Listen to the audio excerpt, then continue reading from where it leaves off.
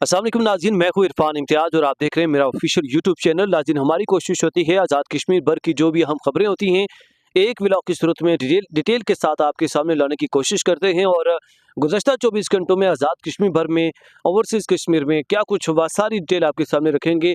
और डिटेल जन चैनल से भी अगर आप चैनल पर नए हैं, सब्सक्राइब करना, बेल आइकन प्रेस करना ना भूलिएगा, ताकि इस तरह के इन्फॉर्मेटिव व्लॉग्स आज़ाद कश्मीर भर से मुतालिक आप तक सबसे पहले पहुँचते रहें। तो आगाज़ करते हैं जी। और सबसे पहले बात करेंगे जी कि जहाँ पे दीगर जो हथकंडे अपनाए जा रहे हैं आज़ाद कश्मीर भर के रिहायशियों के खिलाफ, जिन्होंने अपने बुनियादी हुकूक की जंग लड़ी, जिन्होंने बुनियादी हुकूक के लिए आवाज़ बुलंद की, जिन्होंने प्रोटेस्ट रिकॉर्ड करवाया और कितने नौजवानों ने अपनी ज़िंदगियाँ कुर्बान कर दी। अब जो है मुख्तलिफ तरह के हथकंडे इस्तेमाल किए जा रहे हैं। जैसा मैंने पिछले व्लॉग में डिस्कस किया था एक में, कि इस्लामाबाद में रावलपिंडी में मुकीम जितने भी मुख्तलिफ कश्मीरी कम्युनिटी है, जो स्टूडेंट्स हैं, जो तलबा हैं, जो कि इधर हॉस्टल्स में मुकीम है, हॉस्टलों में रह रहे हैं या मुख्तलिफ जगहों पर रह रहे हैं, तो उनके सिर्फ इस बिना पर छापे मार के गिरफ्तार किया जा रहा है और अगवा किया जा रहा है कि जिनकी सिर्फ शिनाख्त कश्मीरी होने की वजह से उनके आईडी कार्ड से चेक किया जाता है, और जिनके आईडी कार्ड जो है वो कश्मीर का निकले, तो उनको फौरी तौर पर गिरफ्तार किया जाता है, अगवा कर लिया जाता है। और ख़बर की मंजर यहाँ पर आई है कि सिविल कपड़ों में ये आते हैं, रैकी करते हैं, और जहाँ जहाँ कश्मीरी उनको नज़र आए उसको पकड़ के, जो बिना किसी जवाज़ के पकड़ के ले जाते हैं और उसको गिरफ्तार कर लिया जाता है, और उसके बाद फिर झूठे मुकदमे उनके ऊपर दर्ज कर दिए जाते हैं। तो ये सूरत हाल है कि आप इस हद तक जा चुके हुए हैं कश्मीरियों के खिलाफ जुल्म करने में, और उनके साथ मैं कहूँगा कि मुनाफ़िक़त, और आपकी मतलब इतने आपके दिल के ऊपर लगते हैं कश्मीरी की, यार ज़रा सी आप सिर्फ इस बिना पे, चाहे वो स्टूडेंट हो या जो मर्जी हो, सिर्फ कश्मीरी होने की बिना पे आप उनको गिरफ्तार कर रहे हैं, अगवा कर रहे हैं, और नाके लगाए जाते हैं गाड़ियों के ऊपर। पब्लिक ट्रांसपोर्ट जहाँ पे अड्डे हैं, अड्डों में से जहाँ पे अगर कश्मीरी आईडी कार्ड चेक करते हैं, जहाँ पे नज़र आ जाए उसको अगवा कर लिया जाता है। यार इस हद तक ना जाएं कि कश्मीरियों के दिल में आप अपनी नफरतें पैदा कर दें। एक तरफ आप जो है ना कश्मीर बनेगा पाकिस्तान के दावे करते हैं और कहते हैं कश्मीर हमारा है, पाकिस्तान हमारा है, हम पाकिस्तानी हैं, कश्मीरी ये नारा लगाते हैं और कश्मीर पाकिस्तान की शरह, आप इस तरह की बातें करते हैं। दूसरी तरफ आप इस तरह के हथकंडे इस्तेमाल कर रहे हैं, तो ये आपको बिल्कुल भी जेब नहीं देता। इस तरह के हथकंडों से आप कश्मीरियों के दिल में सिर्फ और सिर्फ नफरत डाल रहे हैं, इस तरह की हरकतें ना करें। और अब जो है ना एक नया इन्होंने हथकंडा अपनाया शुरू कर दिया, और वो ये है कि जो भी एक्टिव सोशल मीडिया एक्टिविस्ट हैं, और जहाँ पे कश्मीरी साथियों को गिरफ्तार किया गया, वहीं पे अब इन्होंने ये हथकंडे इस्तेमाल करना शुरू कर दिए कि जिनको गिरफ्तार नहीं किया जा पा रहा या नहीं कर पा रहे गिरफ्तार, तो उनको अब जो है वो उनकी जो आईडी कार्ड है उनको ब्लॉक कर दिया जा रहा है।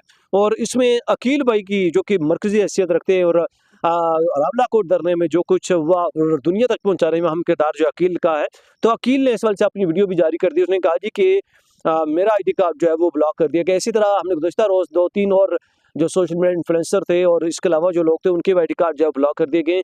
तो मतलब आप इस हद तक जो है वो पहुंच चुके हैं। इसके अलावा खबर यह जी कि 4th शेड्यूल की लिस्ट भी जारी कर दी गई है।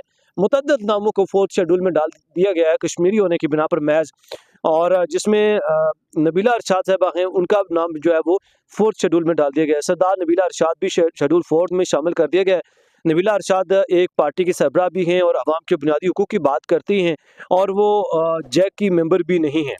नबीला अरशाद जो है एक अपनी पार्टी चला रही हैं, वो सरबराह हैं, और बस उनका ये कसूर था कि वो भी बुनियादी हुकूक में इन कश्मीरियों के साथ थी, और इसके बावजूद कि वो जैक की मेंबर नहीं थी, सिर्फ और सिर्फ उन्होंने इनके जो मुतालबात थे उसकी हामी भरी, तो बस इस बिना पर इनका जो आईडी कार्ड है वो भी ब्लॉक किया गया, 4th शेड्यूल में शामिल कर लिया गया। इसके अलावा जी बात करें जी, गुज़श्ता रोज़ जो है वो आज भी सुबह के वक्त की भी ये इत्तलात मंज़र आम पर आई है कि रेड़ा बाग में हालात कशीदा हैं। फोर्सेस की तरफ से पुरअमन अवाम पर जो शेलिंग और फायरिंग की इत्तलात मंज़र आम पर आई हैं, लेकिन कोई भी नुकसान की जो इत्तलात हैं वो मंज़र आम पर नहीं आई हैं।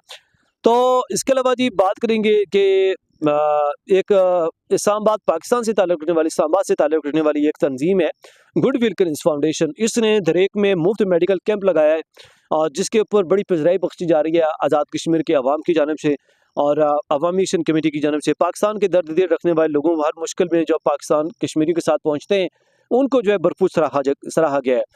तो इसके अलावा बात करेंगे जी कि खबर यह है कि इटली के शहर बोलोनिया में कल 9 अगस्त को, आज जब मैं ये व्लॉग रिकॉर्ड कर रहा हूँ, तो आज जो है वो प्रोटेस्ट जो है वो एहतजाज जो है रिकॉर्ड करवाया जा रहा है बोलोनिया शहर में, और जिसमें बड़ी तादाद जो है वो कश्मीरी कम्युनिटी की, ओवरसीज़ कश्मीरी की यहाँ पे पहुँची है। खुराक और अद्वियात की तरसील के बंदिश के खिलाफ जम्मू कश्मीर के लोग जो है वो सरापा एहतजाज दिखाई दिए हैं।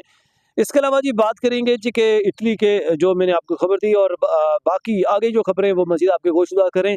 खबर ये है कि सरदार अतीक अहमद खान ने एक जलसे से खिताब किया और उन्होंने कहा जी कि सस्ते आटे और सस्ती बिजली की बुनियाद मुजाहिद अव्वल ने रखी। सरदार अब्दुल कयूम खान ने इन्होंने कहा जी कि सबसे पहले बुनियाद जो रखी है वो सस्ते आटे और सस्ती बिजली की बुनियाद वो मुजाहिद अव्वल ने रखी है।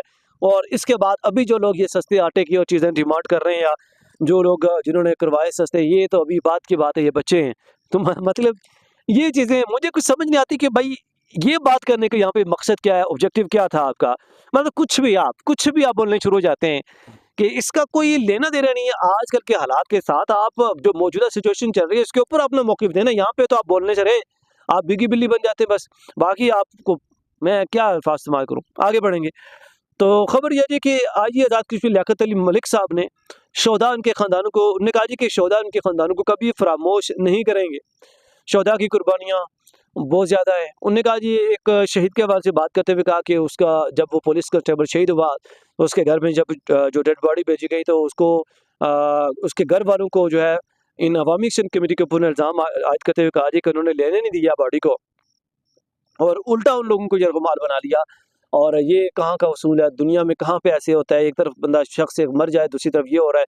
तो मैं आपसे पूछना चाहता हूँ आईजी साहब कि दूसरी तरफ जो निहत्ती अवाम के साथ हुआ कश्मीर में, क्या वो सही हुआ?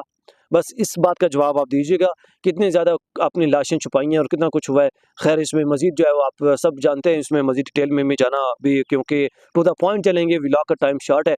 तो आप इस सवाल से क्या राय है? आप कमेंट सेक्शन में अपनी राय का इज़हार कर सकते हैं आईजी साहब का जो बयान है।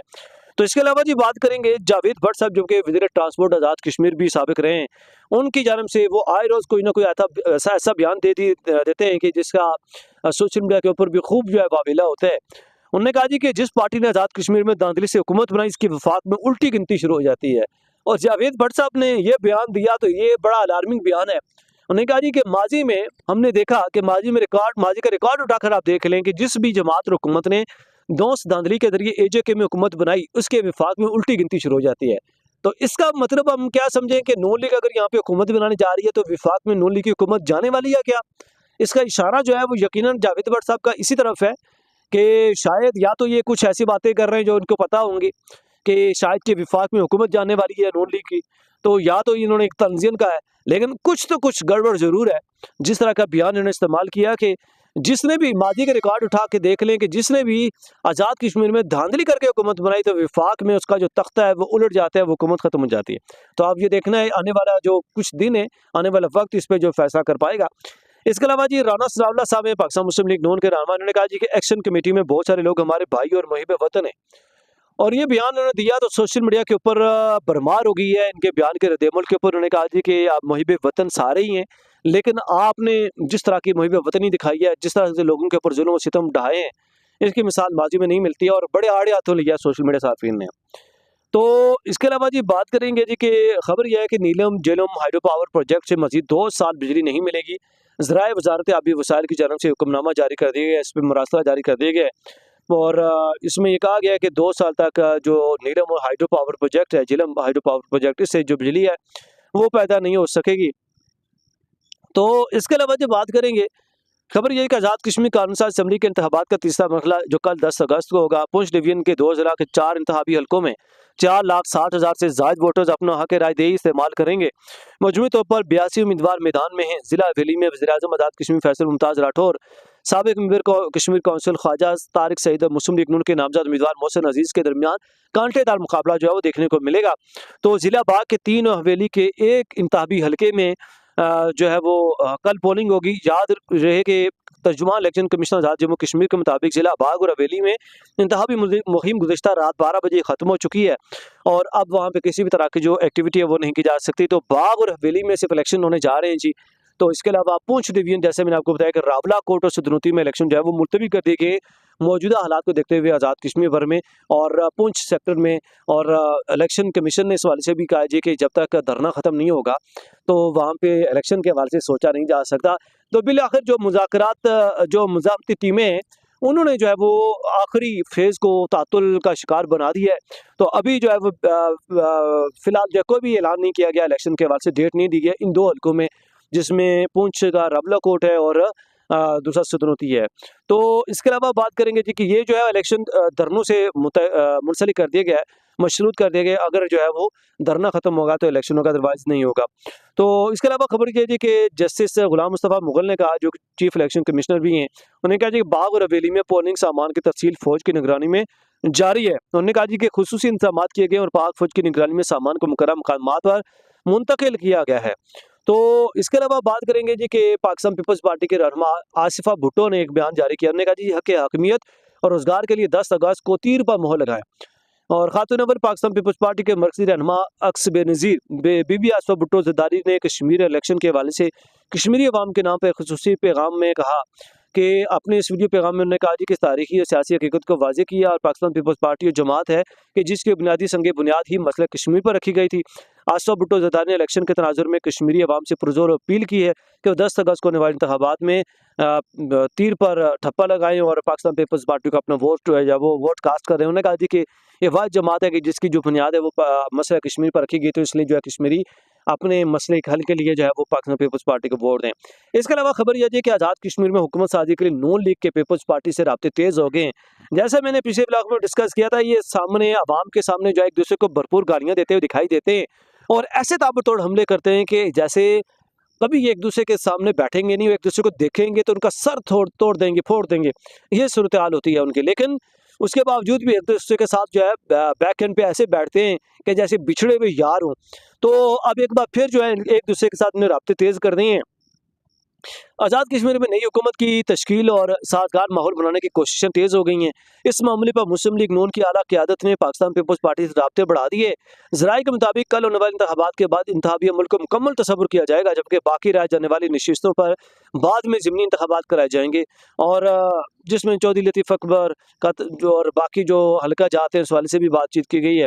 और ये कहा गया जी कि जिसमें स्पीकर कौमी असम्बली सरदार रियाज सादिक ने चेयरमैन सेनेट सईद यूसुफ रज़ा गिलानी से मुलाकात की है और तमाम तर मामलात पे अहम पेशरफ्त जो है वो की गई है। तो खैर यह कि वही चीज़ें हुकूमती मामलात के ऊपर भी बातचीत शुरू हो चुकी हुई है। तो अब देखना ये कि इनका क्या लाएमल जो है वो मंजर आम पर आता है। तो इसके अलावा बात करेंगे जी कि पुंछ डिवीजन में इलेक्शन के हवाले से हवेली और बाग में 803 पोलिंग स्टेशन जो है वो कायम किए गए हैं। सिक्योरिटी के सख्त इंतजाम किए गए हैं। 3,42,857 वोटर्स अपना हक राय इस्तेमाल करेंगे और सिक्योरिटी के लिए जो पुलिस सरकार हैं या फोर्सेज हैं वो भिजवा दी गई हैं। इसके अलावा जी बात करेंगे जी कि राजा फारूक हैदर ने एक बड़ा बयान जारी कर दिया। उन्होंने कहा जी कि आज़ाद कश्मीर की जो हालत है वो इस वक्त मसनूई वेंटिलेटर पर है और नून लीग ही निज़ाम को दुरुस्त कर सकती है। उन्होंने कहा जी कि पाकिस्तान पीपल्स पार्टी ने इस निज़ाम को तबाह करके रख दिया, आज़ाद कश्मीर की हुकूमत को तबाह करके रख दिया। उस वक्त आज़ाद कश्मीर की जो हुकूमत है वो वेंटिलेटर पर है, बड़ी मुश्किल से सांस ले रही है। तो उन्होंने कहा जी कि अब पाकिस्तान मुस्लिम लीग नून की वाहिद जमात है कि जो कि आज़ाद कश्मीर के हालात को जब वो बेहतर कर सकती है और मामलात को बेहतर कर सकती है।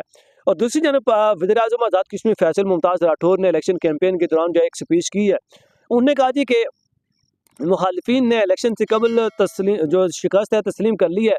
उन्होंने कहा जी अगर मैं इलेक्शन हार गया तो कभी नहीं लड़ूंगा। फिर एक चैलेंज कर दिया उन्होंने जो कि फैसल मुमताज़ राठौर ने। उन्होंने कहा जी कि मैं वज़ीर-ए-आज़म आज़ाद कश्मीर हूँ। उन्होंने कहा जी कि मैं अपने हल्के से अगर इलेक्शन हार गया तो मैं आइंदा कभी भी जो है इलेक्शन नहीं लड़ूंगा। अब देखना यह कि क्या अपने ये वादे के ऊपर अपने बयान के ऊपर कायम रहते हैं या नहीं। नहीं तो माजी में हमने देखा कि हर एक पॉलिटिशियन जो है वो अक्सर अपने बयान से फिरता हुआ नजर आया है। तो उन्होंने कहा जी कि मेरे पास चूंकि अभी मैं वज़ारत उज़्मा पर हूँ, उन्होंने कहा कि वज़ीर-ए-आज़म आज़ाद कश्मीर से बड़ा कोई ओहदा नहीं होता। तो इसके बाद अब शौक ख़त्म हो चुका हुआ है। उन्होंने कहा जी कि अगर मैं इलेक्शन हार गया तो मैं आइंदा इलेक्शन नहीं लड़ूंगा। इसके अलावा जी खबर यह है कि कराची में बार एसोसिएशन का कश्मीर में 2 माह से जारी जुल्म व जबर और फिरौनियत के खिलाफ एहतजाजी मुजाहरा जारी किया और एहतजाज रिकॉर्ड करवाया गया है, जिसमें तमाम तर जो वकला बरादरी है वो जिनका जो कराची बार एसोसिएशन से ताल्लुक है वो बाहर निकले हैं। उन्होंने कश्मीरियों के हक में नारे लगाए और जुल्म व सितम के ज़ाब्ते नहीं मानते के वाले से नारे लगाए और इनकलाब के नारे लगाए गए हैं। तो इसके अलावा जी खबर यह है जी कि एक नोटिफिकेशन मंजर आम पर आया है और ये नोटिफिकेशन है एक साबिका मेंबर कानून साज असम्बली आज़ाद जम्मू कश्मीर के हवाले से। इनका नाम है जी मोहतरमा मेहरुन्निसा साहिबा। तो ये साबिका मेंबर रह चुकी हैं आज़ाद कश्मीर असम्बली की। तो अब असम्बली का जो कानून है कि एक बार आज़ाद कश्मीर असम्बली का कोई मेंबर अगर बन जाए तो सारी ज़िंदगी वो मराद से जो है वो इस्तिफ़ादा हासिल करता रहता है। सारी ज़िंदगी जब तक वो मरता नहीं है। वो प्रोटोकॉल हो गया, गाड़ी हो गई, पेट्रोल डीजल हो गया, मतलब फ्यूल अलाउंसेस, और घर के हवाले से है, कुछ जो अलाउंसेस घर के और वो हो गए। इसके अलावा जी टीएडीए हो गया, सेहत के सहूलियात हो गई, वो ये सारी चीज़ें। तो ये जो एक नोटिफिकेशन है, ये जो एक दरख्वास्त है वो जारी की गई है और मंजर यहाँ पर आई है। ये है जी बनाम डायरेक्टर जनरल महकमा सेहत आमा आज़ाद कश्मीर के नाम पे है और मामला उन्वान सदर में हस्ब हिदायत तहरीर खिदमत है कि मोहतरमा मेहरुन निसा साहबा जो कि साबिक मेंबर कानून साज असम्बली आज़ाद कश्मीर के खामिद सैयद यूसुफ नसीम साहब को बैरून मुल्क के दौरे पर अचानक तबीयत खराब होने की वजह से अस्पताल दाखिल करवाया गया। और जुल्म की इंतहा ये है कि ये भी खुद नहीं है, इनके खामिद साहब जो कि बैरून मुल्क दौरे पर थे, तो वो भी साबिका मेंबर कौमी असम्बली ये रह चुकी हैं और उनके खामिद साहब तो उनकी सेहत खराब हुई, जहाँ मौसूफ के इलाज मुआवजे पर मुबलग 18,54,400 रुपये खर्च हुए हैं। आप अंदाज़ा लगा लें, 18,54,400 रुपये के अखराजात हुए हैं जिनकी अदायगी मौसूफा ने अपनी जो ग्रोसरी से की है और मौसूफा को बासियत साबिक मेंबर कानून साज असम्बली सरकारी तौर पर इलाज मुआवजे का इस्तेकाक हासिल है और ये जो सारी रकम है 18,54,400 रुपये की तहत ज़ाब्ता अदायगी का इत्माम फरमाया जाए। अब अंदाज़ा लगा लीजिए कि अगर ये लोग पीटते हैं, आज़ाद कश्मीर के लोग तो सही पीटते हैं ना। अब सिर्फ एक झटका, एक झटके में 18 लाख ना समझे बल्कि 20 लाख पूरा निकल गया है।